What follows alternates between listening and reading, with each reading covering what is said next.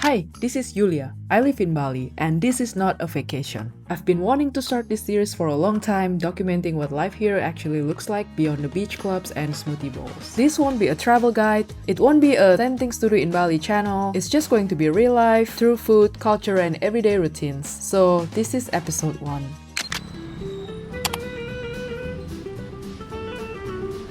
I drive past this market almost every morning on my way to the gym. Today I got here early enough to catch this bubur Bali stall because they actually sell it pretty fast. I've never really been interested in bubur Bali before, but seeing the number of locals lining up, I figured it must be legit.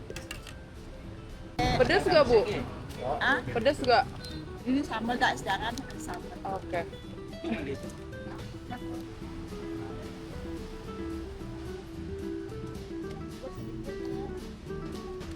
It's a savory rice porridge topped with shredded chicken, peanuts, vegetables, and a fragrant Balinese curry sauce. It's a pretty solid breakfast.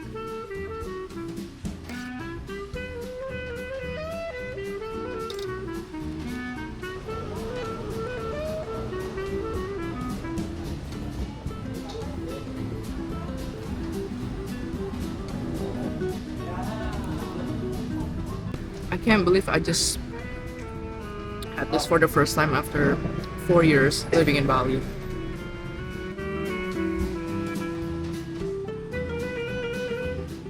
Besides bubur Bali, you can actually find other types of bubur here too. Bubur is a really common Indonesian breakfast and there are so many variations. This stall sells black glutinous rice porridge and mung bean porridge. We usually eat them on their own or mix them together, then pour a little salty coconut milk on top. It's sweet, soft, and honestly feels more like dessert than breakfast. And this is my favorite spot to get fruit.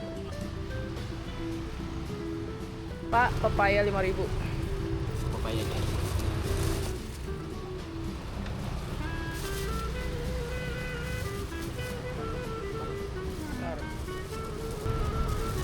Kasih, Pak. That's breakfast. Gonna go back home now to eat my papaya and need to get ready to go to dentist. Fun.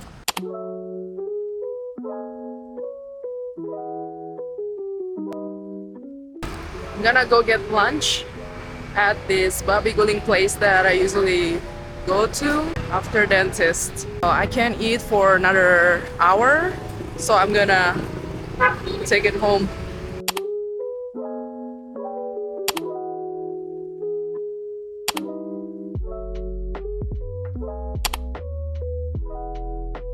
Finally made it after surviving Bali's never-ending sidewalk obstacles. I actually found this place by accident. I was just driving past one day and noticed it was packed with locals during lunch hour. And now it's become one of my favorites. Aku mau porsi pisah satu ya. Makan sini. Bungkus.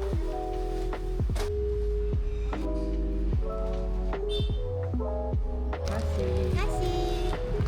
Let's have lunch. Oh, look at the oil. I'm gonna eat with hands because it tastes better with hands. So it says beras merah, which means red rice, because they cook it with red rice. It's like a mix of red rice and white rice. And I like it this way.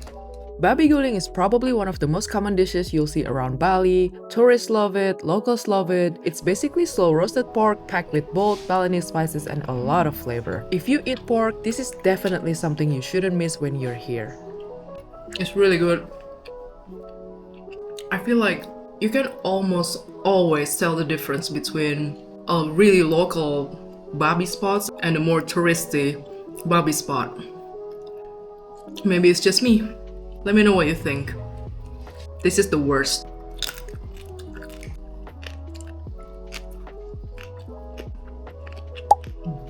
I don't know why, but eating with hands tastes so much better. There must be some kind of scientific reason behind it.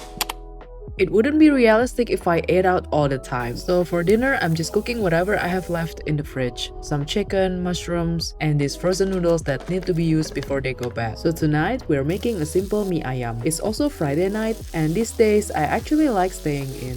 When people hear someone lives in Bali, they usually imagine going out, drinking, partying every weekend. And to be fair, I used to be that person. But after a few years, you get tired. Now, a quiet night at home with homemade food is more than enough for me. Let's give it a try before putting the chicken on top.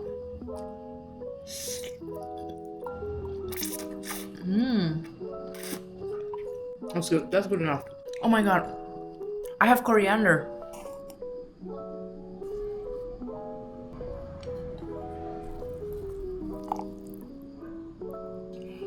Yes. This is gonna be so good.